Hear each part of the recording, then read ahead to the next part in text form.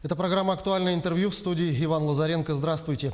На юридическом факультете Северо-Восточного федерального университета проведут международную конференцию, которая посвящена правовому регулированию в Арктике. На реализацию этого проекта выделен крупный грант. И сегодня мы связались с кандидатом юридических наук, деканом юридического факультета Северо-Восточного федерального университета Румом Ушницким.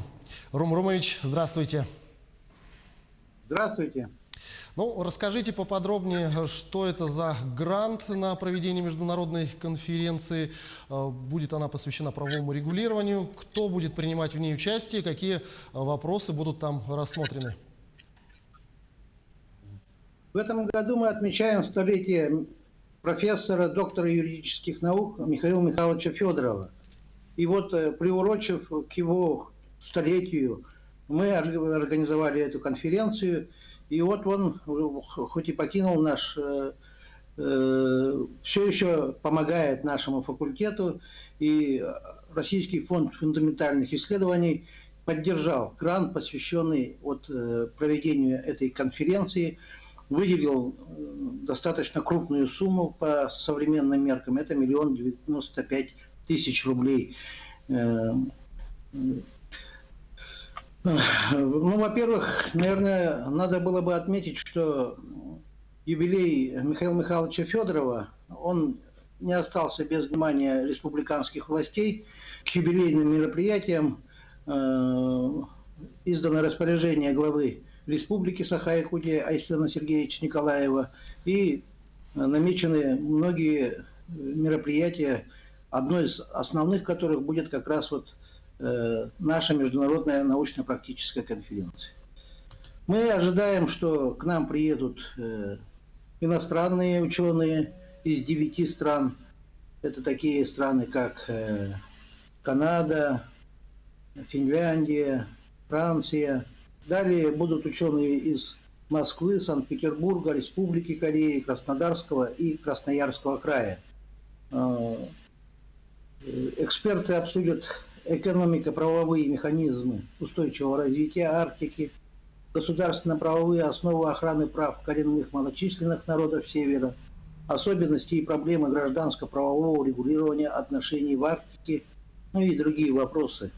Мы в целом запланировали всю неделю, приуроченную к дню рождения Михаила Михайловича Федорова, провести мероприятие этой международной научно-практической конференции.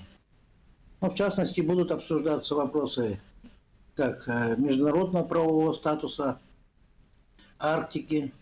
Особое внимание сейчас мы должны уделить правовому режиму Берингового пролива, Северного морского пути.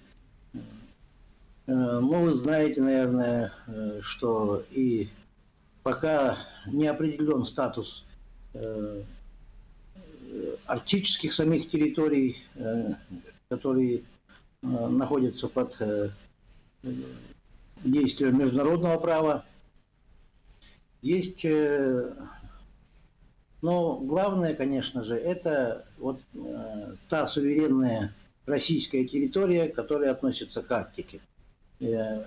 Проблемы, которые возникают для коренных малочисленных народов Севера, проблемы, которые возникают для экологии очень ранимой территории Арктики, и проблемы, которые связаны с необходимостью освоения этих территорий для их устойчивого развития.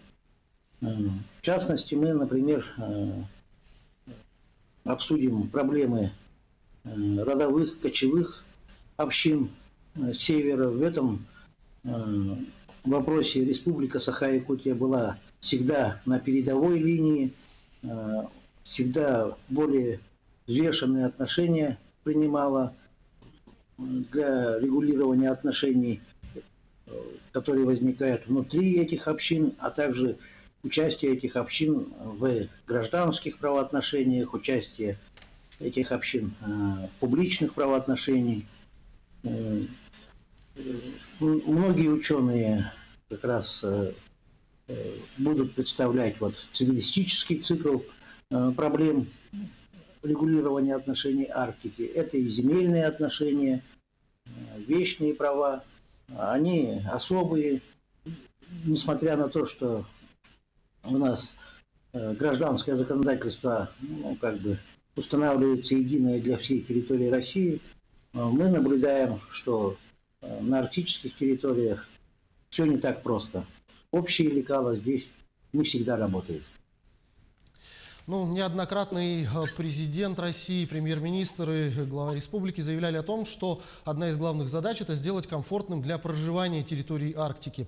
В этом отношении какие правовые механизмы нужны, на ваш взгляд, жителям арктических районов? И, в частности, какие шаги в первую очередь нужно сделать, чтобы регулировались права коренных малочисленных народов Севера?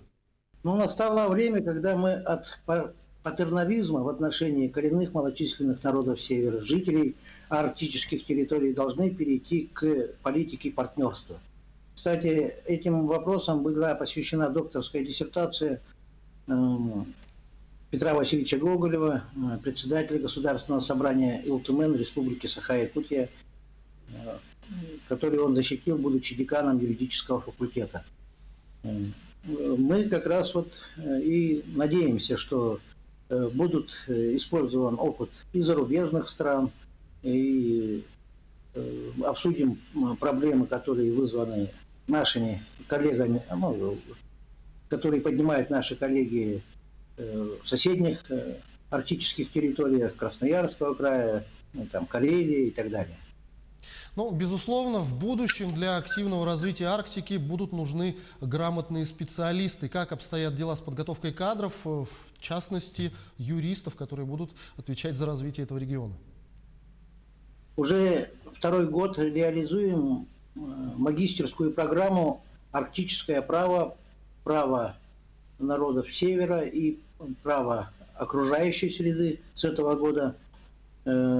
Эта программа реализуется с коллегами из университета Париса Кле.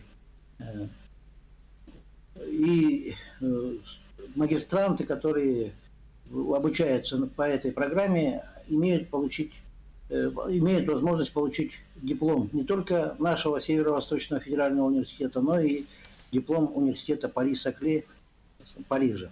Но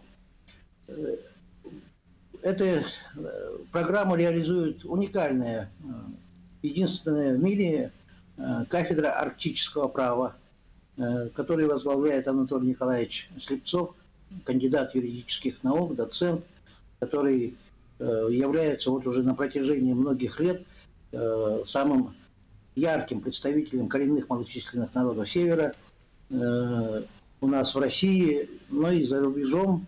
В частности, является экспертом Организации Объединенных Наций по правам коренных малочисленных народов.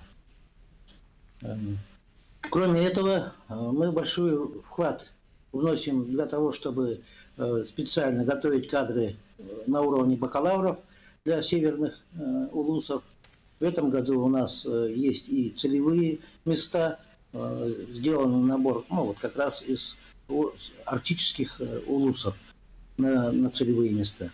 Но я, пользуясь случаем, хочу всех, кто желает получить юридическое образование, помочь своим народу, своей республике, своим близким, родным в вопросах правовой помощи, поступать на юридический факультет и вот как раз реализовывать эту миссию. Ну, в последнее время интерес к Арктике, безусловно, растет, и зарубежные страны все чаще говорят о своих притязаниях на арктические территории, в частности, на арктический шельф, где была обнаружена нефть. Все-таки на сегодняшний момент каков международный правовой статус у арктических территорий? Ну, я не специалист международного права, знаю то, что знаете все вы, наверное. Территория Арктики, которая принадлежит России, она суверенна, и здесь мы имеем возможность как раз суверенного регулирования всех тех отношений, которые связаны в том числе с освоением арктических территорий. Да, мы наблюдаем определенные проблемы, связанные с притязаниями некоторых других стран, Норвегии, например, или же Соединенных Штатов Америки, что касается правового статуса Берингового пролива. Вот эти все вопросы мы как раз будем и обсуждать на Международной научной практической конференции. Сейчас говорить о тех выводах, которые мы придем, я думаю, рановато. Ну а если говорить о российском законодательстве относительно Арктики, как вы считаете, насколько оно совершенно и какие правовые нормы, на ваш взгляд, все-таки необходимо принять в самую первую очередь? Ну, я больше всего являюсь цивилистом, поэтому могу говорить именно с точки зрения гражданско-правового регулирования. Вот как раз в этой области, как я уже сказал, вот отношения вечные, земельные отношения, корпоративные отношения, они требуют особого внимания. Вот в частности община. Общины, они тысячелетиями существуют именно благодаря общинному организации своей жизни. Коренные малочисленные народы Севера выжили, ведут традиционную хозяйственную деятельность, оленеводство. В одиночку здесь никак, и отдельная семья тоже никак не сможет в таких крайних климатических условиях все это помочь выжить. Поэтому вот считаю, что мы должны очень чутко отнестись к тому опыту, который мы вот на протяжении тысячелетий выработан коренными малочисленными народами, и дать им возможность вот самим саморегулироваться в этих условиях. Ну, в частности, например, есть проблема, связанная с тем, что общины сейчас признаны некоммерческими организациями. В то время как участие, членство в общине для представителей коренных малочисленных народов Севера – это единственный капитал, с которым они могут вступить в условиях современного гражданского, ну, я бы сказал, капиталистического оборота. Вот отношение их к некоммерческим организациям лишает их такой возможности. Надо с этим вопросом кардинально решать. Ну что ж, я уверен, что на конференции очень многие вопросы будут обязательно решены. Рум Румович, я благодарю вас за беседу. Спасибо, что ответили на наши вопросы. Я желаю вам всего доброго. До свидания. Успехов. Приглашаю всех на юридический факультет. Спасибо. Спасибо. Это была программа «Актуальное интервью». Мы беседовали с кандидатом юридических наук, деканом юридического факультета Северо-Восточного федерального университета Румом Ушницким. До встречи в эфире.